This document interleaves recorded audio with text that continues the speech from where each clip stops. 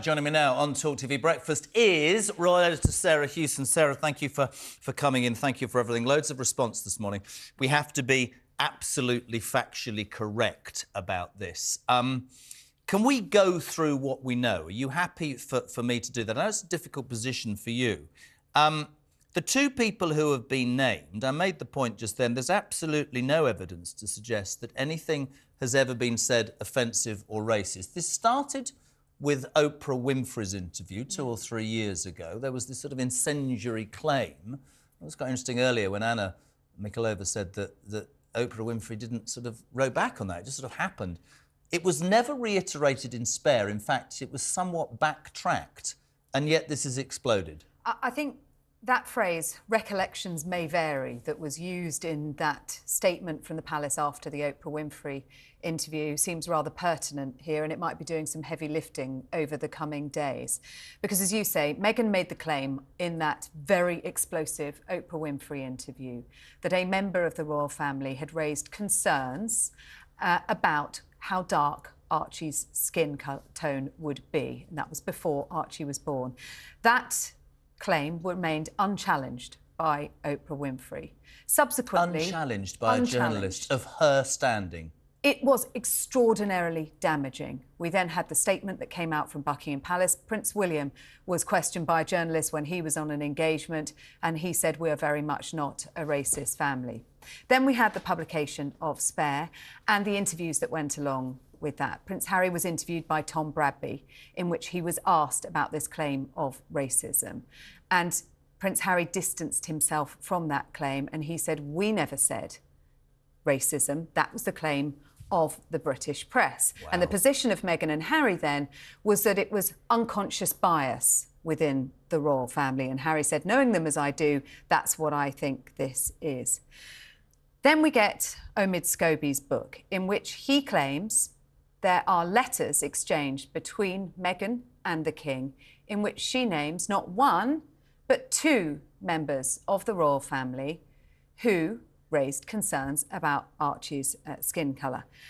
How did he see those letters? They are under lock and key within Buckingham Palace.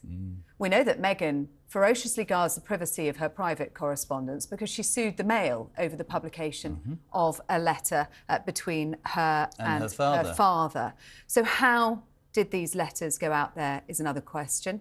How did these names end up in print? Omid Scobie saying, "I only wrote the one version of the book in English. I didn't put the names out there." The publisher's saying it's a translation error. Names are translated as they are, aren't they? But if I can just get that one, because that's causing people the most problems this morning.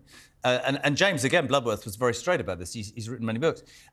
There are many backs and forths between publisher and agent and writer and all those sorts of things. It doesn't make any sense that the only version in which these 2 names appeared was in Holland, which has been called a publishing error, not anywhere else. Cock-up or conspiracy? Cock-up. What loads of people are texting and emailing, and I'll read some of that in a bit, saying this is the marketing ploy of the decade. The dangerous thing is that it implies that there is guilt when there is absolutely no fact, and thus Piers did what he did because online, Sarah, speculation will mount and mount and mount. Yeah, and I'm not here to talk about Piers' justification for naming names or otherwise, but let's talk about this. You talk about the marketing ploy. It does remind me somewhat of when Spare was leaked in Spain, and that got a lot of headlines. Let's leave that out there, Sarah Hewson. Very good, yeah. Talking about this, aren't we? From the Palace perspective, they would very much have been hoping that this had already gone away, actually, when Harry and Meghan had distanced themselves from it, and they could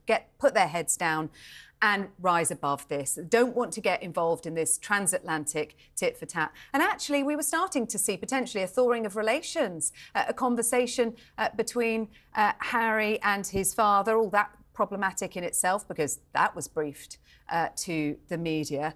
Can the Palace react to this? I don't know. This is what I wanted to ask you, because you are the royal expert, and this is central to it. We can talk in other parts. I don't want to compromise your position as somebody who has the trust of the royals. To me, this is a seminal moment, right? You've always said to me, quite rightly, keep calm, carry on, we don't say anything.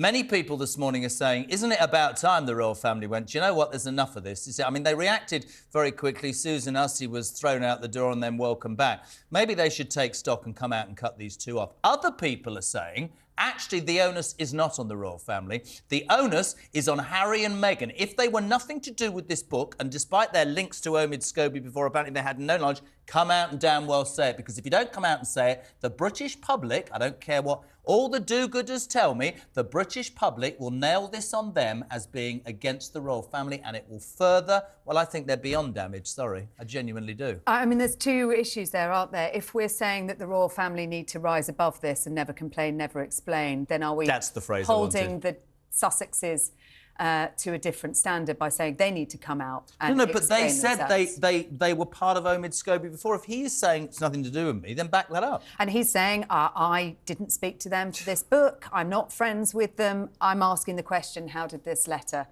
end up in front of his eyes, therefore, and how do we end up in this situation we are in? It is an extremely difficult and extremely damaging moment. It was an extremely damaging moment at the time of the Oprah Winfrey interview, and we're right back in that moment now. And I don't envy any of those trying to make a decision on how we respond to this. Do they come out and say, OK, this has been hanging over us for a very, very long time? We don't even know that these names that have been put in the Dutch book are, in fact, the names that Meghan was alluding to. And actually, she only alluded to one name in that. She alluded to one, suddenly there's two. It's not in any book, but it turns up in Holland, then it's pulped. Scobie says, I did have a great relationship with them, but now I don't talk to them. In fact, I'm not friends with them. Well, how did they see that? There's so much... And I'll put to you, actually, without you, asking you to criticise Omid Scobie, Piers Morgan, I don't know if you heard me say earlier, one of the things central to his book, Piers said the other day, was simply this, that after Piers left ITV, having been accused of being terrible to Meghan Markle by calling her a liar, I'd have thought that was worth a bonus myself. Apparently, he was phoned that night by Queen Camilla to say, congratulations. Piers Morgan, I'm telling you, you know this, would tell you if Queen Camilla had called him. He'd love it. He put it on Instagram. She never called him. That's a lie. That's the problem for Omid Scobie, because people look at what he's written in the past and how stuff has unravelled, and they're going, hold on a second. Hold on a second here. What I will say, having read the whole book, is that aside from this row, which we are now discussing, there is nothing new in it. It is a rehash of everything we have heard before. This row gets this book in the headlines and in the spotlight. It gets everyone talking about Omid Scobie's book, Endgame. I'd like to think about what it's doing to the royal family right now. But listen, really appreciate you being in. We'll get some more at the next hour, if that's right. Sarah, thank you so much indeed. Now.